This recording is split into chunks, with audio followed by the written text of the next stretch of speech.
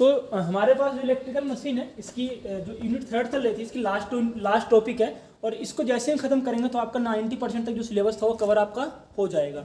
ठीक है, तो इसमें जो आपके पास जो टॉपिक है उसका क्या नेम है, specification and rating of synchronous machine. Specification and rating of synchronous machine.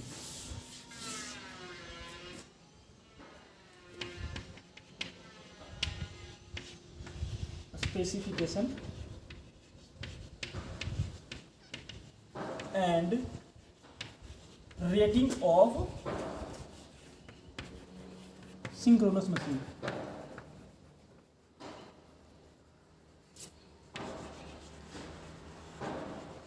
Synchronous machine. तो अब सबसे पहली बात तो ये आती है कि रेटिंग किसी में लेते हैं हम सिंक्रोनस मशीन का। देखो अगर मोटर है तो हम किसी में उसका रेटिंग लेते हैं, जो मोटर होता है उसका रेटिंग किसी में लेते हैं, एचपी में लेते हैं, किसी में हॉर्स पावर में। कोई भी अगर मोटर है तो उसकी रेटिंग हम किसी में लेके चलते हैं, एचपी में लेके चलते हैं, किसी में हॉर्स पावर में। और अगर अल्टरनेटर है जनरेटर जिसे बोलते हैं, तो अगर अल्टरनेटर है तो उसकी रेटिंग लेते हैं, किसी में लेते हैं, केवीए में लेते हैं। किसी में लेते हैं हम, केवीए में, वीए में और एमवीए में।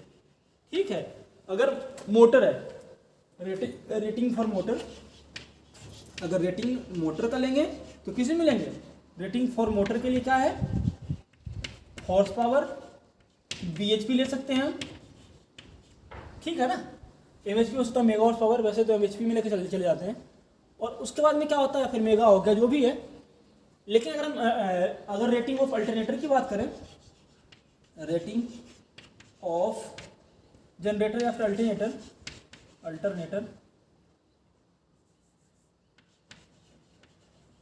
वो किसी में लेते हैं हम, केवीए में, केवीए, एमवीए या फिर वीए। सबसे छोटा कौन सा है, वोल्ट एम्पियर, फिर किलो वोल्ट एम्पियर और फिर मेगा वोल्ट एम्पियर। ठीक है ना, आपने सुना होगा 5 केवीए का अल्टरनेटर लेते हैं, 10 केवीए का लेते हैं, 50 केवीए का लेते हैं, 63 का मंगवा लेते हैं। तो ये सारे के सारे क्या है, इसकी रेटिंग होती है, किसकी, अल्टरनेटर की रेटिंग होती है, और उसी से हम क्या करते हैं, इसकी रेटिंग को हम लेते हैं।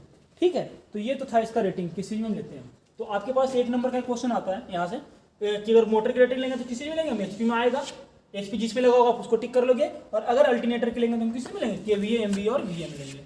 ठीक है ना, और आपको पता होगा 1 एचपी इक्वल टू कितना होता है, 746 वाट, और 1 किलो वोल्ट जो होता है 1 केवीए बोलते हैं उसको 1000 के बराबर हम लेके चलते हैं। ठीक है, 1 एचपी 746 वाट, और 1 बीएचपी अगर करें, 1 बीएचपी तो होता है 736.5 के समथिंग, 738 के समथिंग कुछ है। तो ये इसकी वैल्यू है, स्टैंडर्ड वैल्यू है। ठीक है ना, तो ये तो हो गया हमारे पास में जी, इसका रेटिंग हम किसी से मिलेंगे। अब स्पेसिफिकेशन में क्या क्या चीज़ देखते हैं, क्या क्या चीज़ हमें मोटर जब बढ़ा रहे हैं तो क्या क्या चीज़ वहाँ पे हमें लिखना पड़ेगा, हम वो देखते हैं। क्या देखेंगे हम, स्पेसिफिकेशन ऑफ मोटर में क्या क्या चीज़ हमें डालना है।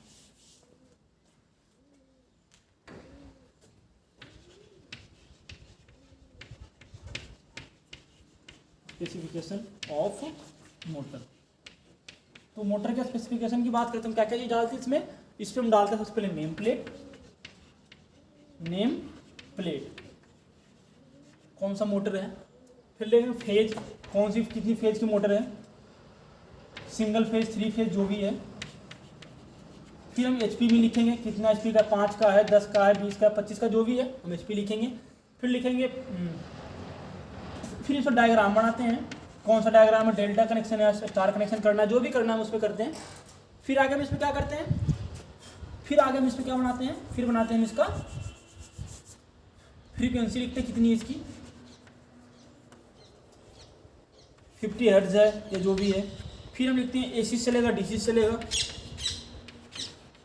जो भी चीज़ें हैं ये सब चीज़ें हम क्या करते हैं इसके स्पेसिफिकेशन में हम लिख देते हैं, क्या क्या चीज़ हमें इसमें चाहिए। ठीक है ना, और भी चीज़ें हैं आपके लिए, कूलिंग कौन सा है, नेचुरल कूलिंग है, एयर कूल्ड है, उसके बाद ब्रशेज हैं, इसकी जो आउटपुट पावर है वो कितनी है, कैपेसिटी इसकी कितनी है, ये सब चीज़ें हम इस पर लिख लेते हैं। ठीक है, इसकी शॉर्ट सर्किट करंट कितना होगा, मैक्सिमम करंट कितना है, फुल लोड करंट कितना होगा, या फिर आप ये बोल सकते हो इसकी सप्लाई वोल्टेज कितनी, जो इनपुट वोल्टेज इसको कितना देना है, अगर जनरेटर तो हमें आउटपुट ये कितना वोल्टेज देगा। तो ये सब चीज़ें हम क्या करते हैं, उसकी जो रेटिंग स्पेसिफिकेशन जो बनाते हैं तो इन सब चीज़ों को हम क्या करते हैं उस पर मेंशन हम कर देते हैं। ठीक है ना, ये तो था इसका स्पेसिफिकेशन। और इसका जो सबसे लास्ट टॉपिक है वो है application of synchronous machine, application of synchronous machine. इसके बाद ये यूनिट आपका क्या हो जाएगा, खत्म हो जाएगा। Application of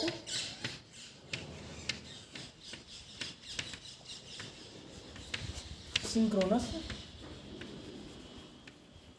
machine, application of synchronous machine. कौन कौन सा हम कहाँ पे यूज करते हैं सिंक्रोनस मशीन का।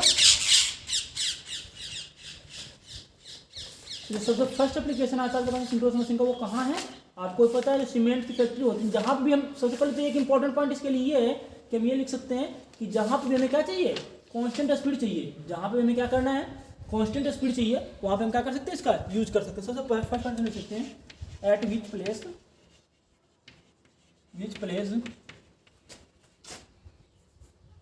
Where need constant speed supply, constant speed motor, मतलब जहां भी हमें क्या चाहिए, कांस्टेंट स्पीड मोटर चाहिए, वहां पे हम क्या करेंगे, सिंक्रोनस मोटर का यूज कर लेंगे। दूसरा हम इसका यूज करते हैं कहां पे, दूसरा हम इसका यूज करते हैं सब स्टेशन में। कहां पे करते हैं, सब स्टेशन में करते हैं। सब स्टेशन में यूज करते हैं for using of power factor, for improving power factor. Power factor को बढ़ाने के लिए हम क्या करते हैं, इसका हम सब स्टेशन भी कर लेते हैं। तीसरी जो बातें हैं वो क्या बात है इसके लिए, तीसरी जो बात है वो है इसका क्या बोलते हैं इसको कि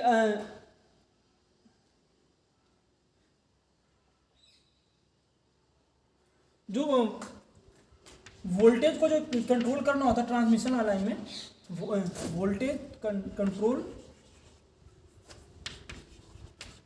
in end of transmission line,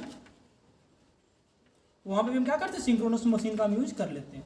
क्योंकि जनरेटर लगा हुआ तो भी क्या करता है, आपके पास कांस्टेंट सप्लाई वोल्टेज आपको क्या करता है, प्रोवाइड करवाता है। उसके बाद पावर फैक्टर के लिए हम इंप्रूवमेंट के लिए कंपनी भी लगाते हैं, for improvement of power factor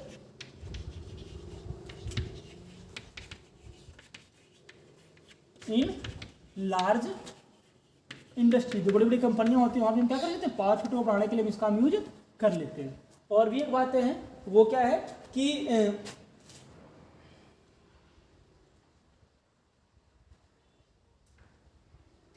इसकी जो एफिशिएंसी होती है बहुत हाई होती है, तो इसलिए इसका यूज कहाँ कहाँ पे करते हैं, जो सीमेंट वाली फैक्ट्री हो गई, फ्लोर वाली मिल हो गए, उसके बाद में क्या बोलते हैं इसको, जो जहाँ मैदा वगैरह बनता है वहाँ पे हम इसका यूज कर सकते हैं।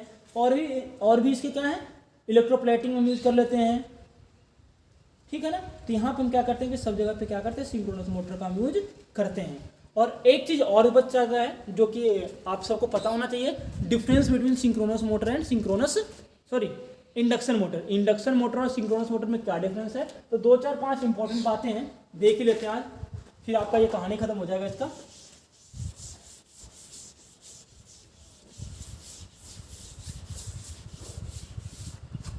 वैसे सिलेबस में टॉपिक है नहीं, लेकिन पेपर में आया था तो इसलिए इसको हमें करना बहुत ही जरूरी है, ठीक है ना।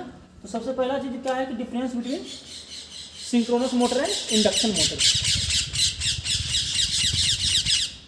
सिंक्रोनस और इंडक्शन में क्या डिफरेंस है। इंडक्शन, तो पहला डिफरेंस क्या लिखेंगे, ये सेल्फ स्टार्टिंग नहीं होता, सेल्फ स्टार्टिंग नहीं है, तो synchronous motor is not self starting motor. वही इंडक्शन मोटर क्या है, ये आपके पास में सेल्फ स्टार्टिंग मोटर है। सेल्फ स्टार्टिंग मोटर आपके पास में कौन सा है, इंडक्शन मोटर है। दूसरी बात करें किसका, सिंक्रोनस मोटर का, तो जो सिंक्रोनस मोटर है वो क्या है, इसकी पावर फैक्टर क्या होती है, हाई पावर फैक्टर होती है, या फिर पावर फैक्टर इसमें क्या करता है, लीडिंग करता है इसमें, और इसमें पावर फैक्टर क्या करता है, लैगिंग करता है, ठीक है ना। तीसरी अगर बात करें तो इसका ऑपरेशन क्या होता है, स्मूथ होता है, ये कांस्टेंट स्पीड पे रोटेट करता है, कांस्टेंट स्पीड पे रोटेट नहीं करता है। चौथी बात करें तो इसके लिए क्या है कि इसकी एफिशिएंसी हाई होती है, इसकी एफिशिएंसी कम होती है। तो ये 4 5 7 बातें हैं वो जो क्या है इसका डिफरेंस है। और इसके साथ क्या है कि ये सबसे इंपॉर्टेंट था कि इसका मशीन का सिंक्रोनस मशीन मोटर और इंडक्शन मोटर, ये दोनों यूनिट मिलकर के 40 + 40 80 नंबर मार्क तो यहीं पे है, ये दोनों यूनिट में ही है। बाकी 2 यूनिट बच जाता है आपके पास में, उससे 20 नंबर के मार्क्स आपके पास में बच जाते हैं। और आपका एक बात और फिर से मैं रिपीट करवा रहा हूँ कि जनवरी में आपके पास क्या हो जाएगा, 15-20 जनवरी के आसपास एग्जाम होगा, तो आप लोग उसके अनुसार से तैयारी करना स्टार्ट कर दीजिए। ठीक है।